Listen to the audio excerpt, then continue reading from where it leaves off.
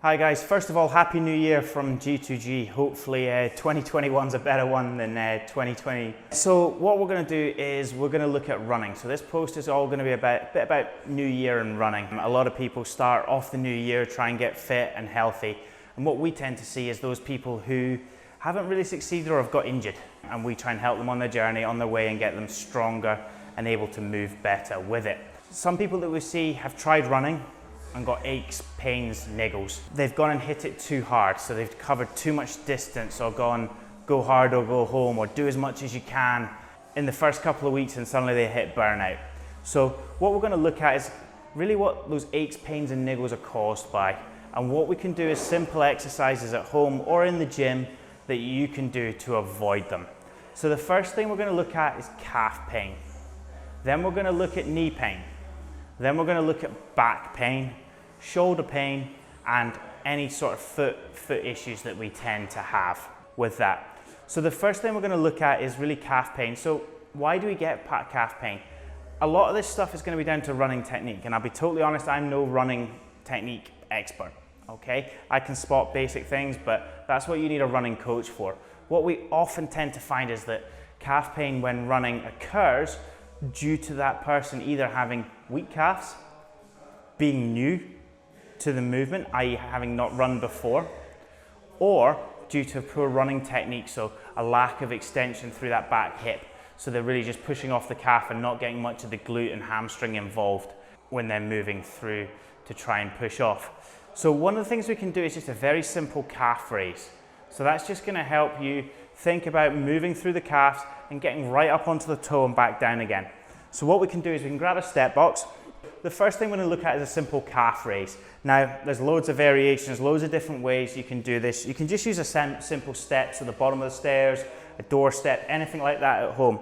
The important thing here is that we get this phase. You feel the stretch in the calves first, and then you drive up onto the toes. Now, a couple of little tips with this are that you come up and really feel you're pushing on your big toe to get that contraction of the calf, and you come back down and get that stretch here at the bottom. You should feel a bit unbalanced and then go up again. So common errors with calf raises are not getting that eccentric load here at the bottom, okay? So not really feeling the stretch at the bottom. A lot of people will do this.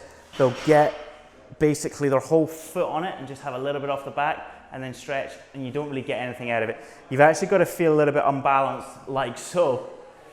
Other things are people aren't actually strong enough to get up there, and that's when you should just start with one foot on and really feel you're pushing through like so in order to get up to the top. Foot claps is another issue that people have. So when they're here, their knees and feet claps. Again, it's just trying to keep alignment, and that comes through the glutes when you're doing it. Okay, I wouldn't say that's a mega issue, but it's something I have seen with it. Okay guys, so the next thing we're gonna have a look at is knee pain. So one of the reasons when people are running that you get knee pain is because as a front leg of gait, the knee actually collapses in like so.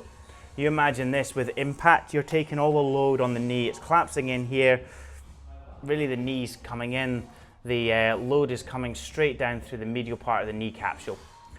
The reason that this happens is because this glute isn't firing to hold you out in position, or you're not consciously aware of how to get that butt cheek, that glute to fire when running. So what we'll do is we do simple things like clams, bandied clams, and a standing wall clam. So the standing wall clam's dead easy because you can do it anywhere. First thing we do is just set up with the leg against the wall. Now what you can do is use a ball or a pillow in here if you're at home as well. And we literally just push. So I'm just pushing my knee into the wall that way and trying to keep everything here a little bit tense. Okay, I've got my core engaged and I'm pushing into that wall nice and hard. And I want to feel the outside of my butt cheek right here in glute med fire up. Okay, that's where I want to fire up, because again, that's where it's going to help hold me in position to stop this knee collapsing. Another option is what we call a banded clam. So we put the band on around the knees like so, and we just think about now twisting out. Okay, so just pushing out. Now one of the things with this, again, is a little bit of technique to it. You've got to think about using your butt to do it and firing your butt cheeks up. A lot of people can try and just twist through their quads and they get here, or they can twist through their feet. But the important part is to use your butt to do the work and get that twist kicking into play. The last one again is a little bit more about proprioception. So it's for, and really in a case if you don't feel your glutes in either of those two positions, think about now taking it down to the ground. So we can get you to lie down on your side. This is a really low level proprioception exercise. So what we're looking at is really just to get you to feel the glutes, to externally rotate the hip. So from here, what we do, lie down on your side, bend your knees up like so, and then we just open the hip. And the idea is that you should really be relaxing your quad and using your butt to drive the movement, like so. Another option is we could go for more of abduction. Again, still working glute med, but here, and just trying to feel that kick in. So when we're doing the abduction drill, common errors are really trying to squeeze through your oblique to come up, okay, and use your hip and not actually use the glute to do the movement. So you might have to start with a smaller range to bring the leg up, okay? If your leg just flies up like so, you're clearly not using the right area and you need to use your hand to propriocept or to feel what's going on.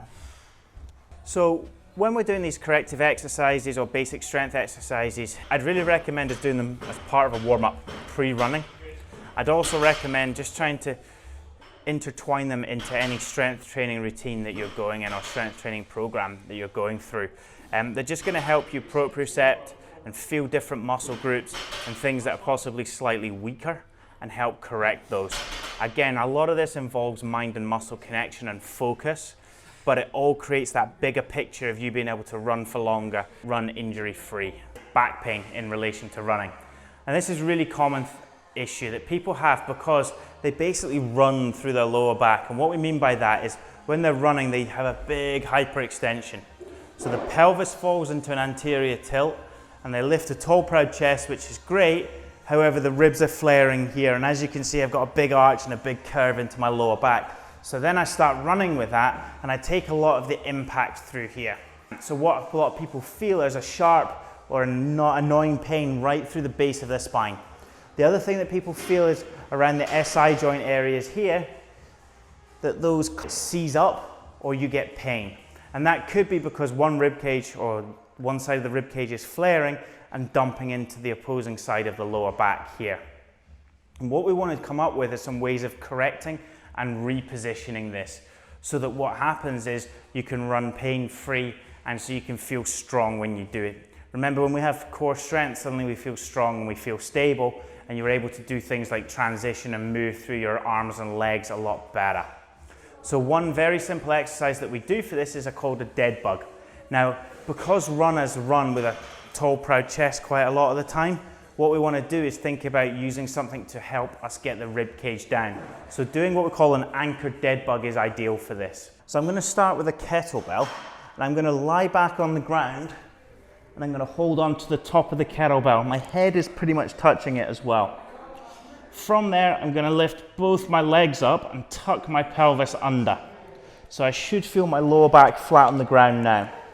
And that's because this pelvis has gone from this horrible anterior tilt here to a posterior tilt where I tuck it under and start to feel my abdomen engaged. I'm then going to leverage the kettlebell. So I'm going to try and drive my elbows up. So I'm trying to drive my elbows up this way. And that helps me flatten my rib cage and draw my ribs down. So I should feel quite a lot of core tension here. From there, I can just lower one leg down without anything leaving the ground. So my lower back is totally pinned. If I want to make this harder, I can do the same thing and just go longer. And again, that's nice and challenging and really targets that lower abdomen and core. But the important thing is to keep tension here, so keep pulling up into that kettlebell. And the more I do that, the more tension I can create. And just doing simple 6 on each leg will let you feel what happens. From there, what we can then do is translate that into running. So I can then think about Coming from that position, okay, I really felt deep in my core muscles here. Well, I've just got to tuck my pelvis and ribs under a little bit and maintain that position when I'm running. So I've got more of this position here. So common errors with dead bugs are going to be the fact that the lower back lifts off the ground. So you'll get more of this position and you'll end up moving and arching through your lower back. The other common error is people don't use their cores. They try and grip with their hip flexors. So what you'll really notice if that happens is when they're up here, the lower back's flat on the ground, but the leg kind of falls out the way like so, and they'll feel more in here, okay? Instead of going straight out. Okay, so another common issue we have when running is shoulder issues. So what we often see is people getting particularly anterior delt pain in here or upper neck pain up into their traps. And that's really because when they run, they don't move through their shoulder blade here. They're coming up like so. Okay, you see a lot of people shrugging when they run like this. So what we want to do is think about strengthening up the outside and backside of the shoulder. Just thinking about how we move through the shoulder blade with some rows, and then finally look at how we get the lats into play to help keep those shoulders down or anchor those shoulders down. So the first thing we're going to look at is just a seated row. Okay, so we just do this with a nice resistance band, and we'll take the band around the feet, set position with your knees slightly bent, and then think tall spine, hands horizontal, and then just use the shoulder blades to bring the band back. Okay, so your arms should feel fairly light and you're pulling back through the shoulder blades here. If you feel you're shrugging or you feel tension up here, you're doing it wrong. You want to just think drop the shoulders and pull, so you should be almost like twisting and rolling the shoulders back so the shoulder blades come together to meet in the center around the spine. The next thing we're going to have a look at is a lat pull down. So this is where we're looking at anchoring or driving the shoulder blades down towards your butt, basically, to keep the shoulders down and not up around the ears. Okay, so we're getting the lats engaged. This is more for in the gym environment, but it's really useful if you're already training in a gym environment to add into your program. We tend to go for neutral grip purely because it's going to help get the serratus involved at the front, which is going to help stabilize the shoulder as well. So when we do this, we grip on like so, come underneath and come forward. So you're actually going to be pulling in a vertical plane. We don't want you leaning back here. From there, I twist my elbows forward so that I feel in between my ribs fire up. And then I just think about sliding my shoulder blades down towards my butt. I'm not really thinking about the handle at all. It's more what I'm feeling. So it's ribs and then shoulder blades in here. Common errors are going to be if someone does this and then this, where I've pulled back, look where the shoulder's gone. Okay? Don't want you to do that. It's twist and then slide. Yeah. Okay, so the next thing we're going to look at is trying to fire up the rotator cuff and the backside of the shoulder. So a really easy way to do this is to stand against the wall, have the elbow in line with the shoulder at 90 degrees.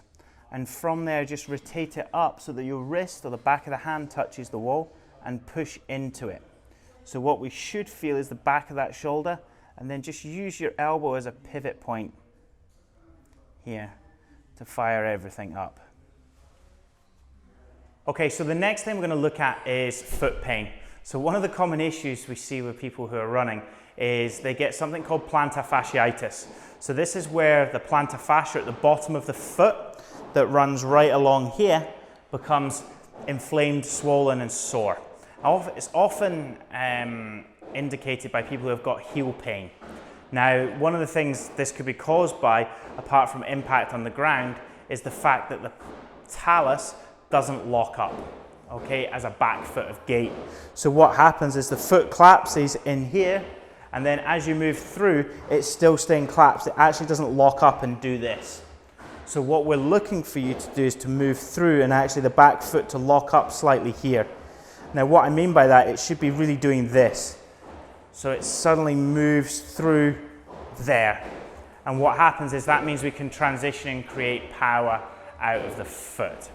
Now the foot is actually a pretty strong limb or strong part of the body because there's so many muscles in it and so many different bones.